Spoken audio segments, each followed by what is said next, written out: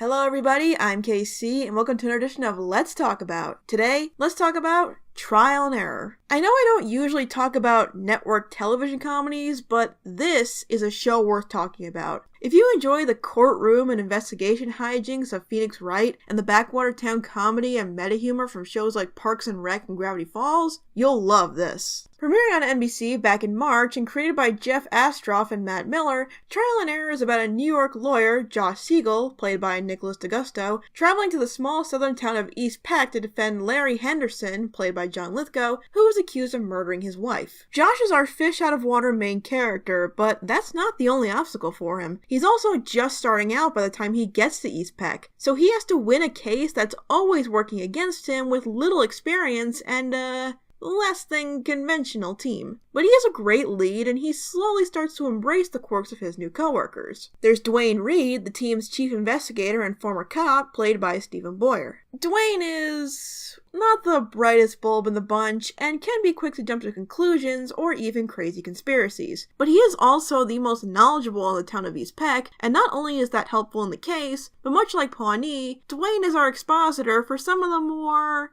colorful moments in the town's history. Then there's Anne Flatch, played by Sherry Shepard. Anne is just the secretary/assistant, but in her first appearance, it's mentioned that she suffers from a disease where she can't recognize faces. Now, I thought this idea was gonna get old really quick, but as the show goes on, they reveal a bit more about Anne. I suffer from something called Stendhal syndrome. I also suffer from involuntary emotional expression disorder. I have something called foreign accent syndrome. I also suffer from dyslexia.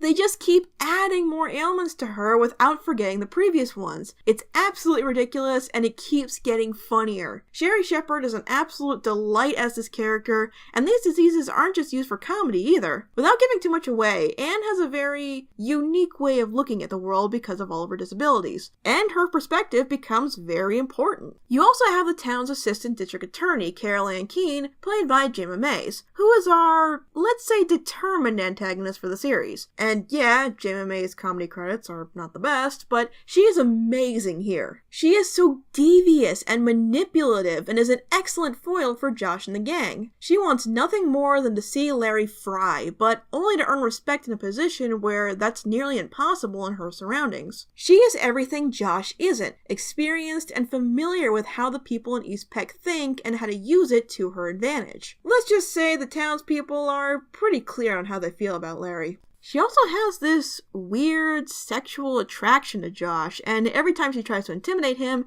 it morphs into this strange urge, and like pretty much everything else on this show, it is so funny. One of the funniest things about the show as it goes on is how Carol's attitude changes as we get closer to the verdict. I won't ruin it for you here, but it's really good. The person that's probably the closest to being grounded in this show besides Josh is Larry's daughter Summer, played by Krista Rodriguez, who, if you're a complete theater geek like me, you might recognize as Wednesday Addams from the Addams Family musical. But, like I said, unlike that weird role, she's a lot more grounded in this show. Instead of being a teenager who's trying to juggle her love for her quirky family and the unusual affection she has for the average Joe who suddenly enters her life and doesn't understand her family's strange ways, she's a young woman who's trying to juggle her love for her quirky family and the unusual affection she has for the average Joe who suddenly enters her life and doesn't understand her family's strange ways.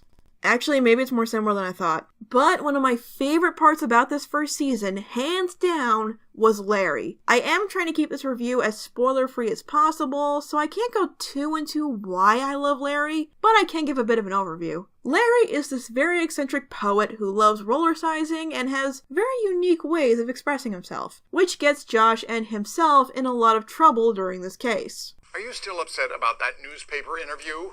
I can't help it if my favorite TV show is How to Get Away with Murder. But as Josh uncovers more about him and they start to bond more, you really see the heart of Larry as a character. It really keeps you rooting for him as the evidence keeps getting stacked up against him, with some genuinely heartfelt and sentimental moments that were some of the best in this first season. Did I mention he's bisexual? John Lithgow is one of my favorite comedic actors of all time, so of course I love every moment he's on screen. Larry is probably the character who goes for the most in terms of tone, and Lithgow portrays that spectacularly. Everyone on this show, on screen and off, put together an amazing 13 episodes. The creators don't have many well-known comedies under their belts, but the writing team is from all over the place, with some of their more notable writing credits being from shows like In Living Color, Scrubs, How I Met Your Mother, and Third Rock from the Sun. And that pedigree makes perfect sense because this is one of the funniest shows I've seen in a while for a lot of the reasons I gave above. But outside of the characters and how they play off each other in the situation, there is a lot going on in the case itself. So we've been over the cast and comedy, but why did I compare the casework in this series to the Ace Attorney games? Well, probably because of how bat-crap crazy it is. Seriously, if you thought the rest of the show seemed a bit off the wall from my descriptions, following the investigation is insane. Every episode leaves you with a jaw drop, or a gasp, or a moment of yelling at the TV screen in the middle of the night going, "Are you kidding me?"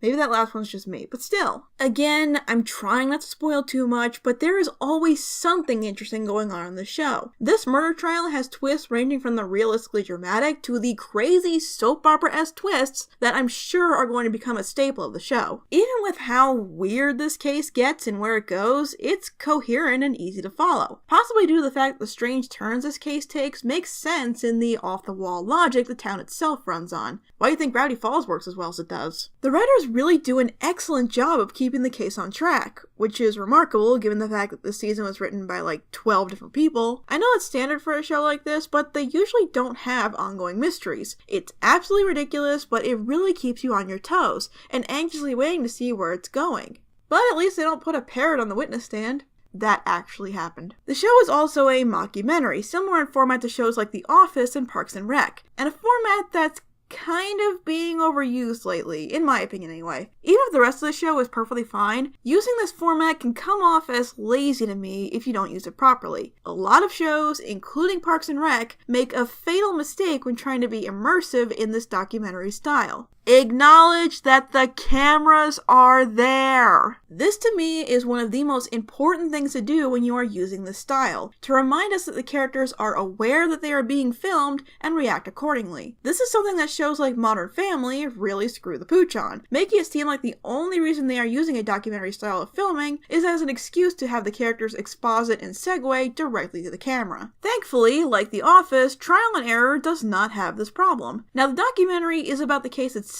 so the legal teams are willing to share sensitive information with the cameras, but they do still acknowledge their existence outside of the interview sections, and segments that took place before Larry was arrested find creative ways to be brought to life, such as with security cameras or previous interviews. It's really well put together. The fact that the cameras are following these people around during a murder trial actually turns out to be helpful in the investigation a couple of times, making its format fit right in with its narrative, which is something that not even The Office did until its final season.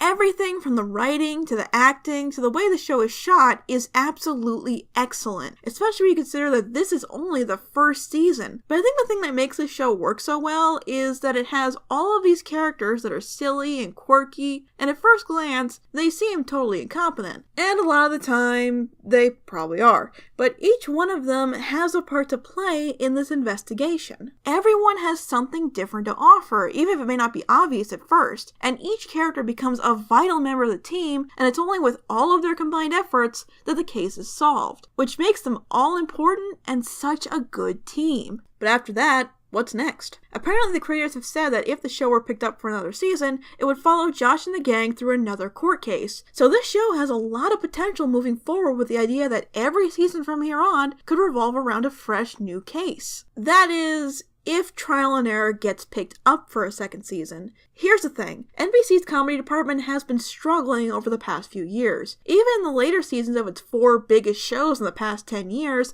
the way they were scheduled and advertised just couldn't compete with the new time slots. There's a reason the final seasons of 30 Rock and Parks and Rec were only 13 episodes long. The network that created some of the most beloved comedies of the past 30 years has found it difficult to produce anything past 1 season in the past 5 years. But if Trial and Error gets renewed, it could be a new hit for the network. Critics and audiences love it, and despite it airing 2 episodes a week, half of which were during March Madness, the ratings are pretty solid for the first season of a new show. The entire first season of Trial and Error is available on NBC's website and Hulu at the time of making this video, so if what I said here made you interested at all, by all means check it out, share your thoughts in the comments, in your own posts and videos, and spread the word on a great new show that should go on for more seasons.